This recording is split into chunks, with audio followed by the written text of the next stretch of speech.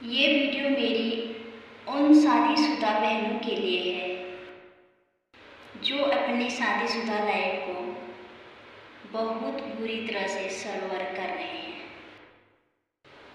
कि एक आदमी औरत की सुंदरता को छीनने के बाद में कहता है कि तुम अब अच्छी नहीं लगती हो, तुम मोटी हो गई हो, अब तुम दवाइयाँ खाने लग गई हो, अब तुम दिमागी पेशेंट हो गई हो, अब तुम साइको हो गई हो, अब तुम सिर्फ अपने बच्चों की मामा लगती हो, मेरी बीवी नहीं लगती हो।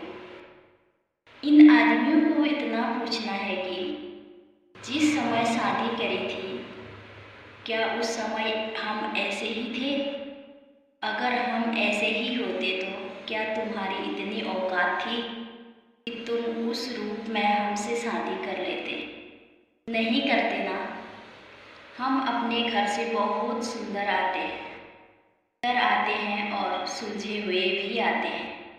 को मेंटली पागल बनाते हो तुम, हमारे जिस्म को खराब करते हो तुम, हमें मोटा भत्ता बनाते हो तुम, मेरे लिए घर का काम करना, तुम्हारे बच्चों को संभालना, तुम्हारी देखभाल करना, तुम्हारे घर वालों की देखभाल करना, सब करने के बाद भी हमें क्या मिलता है?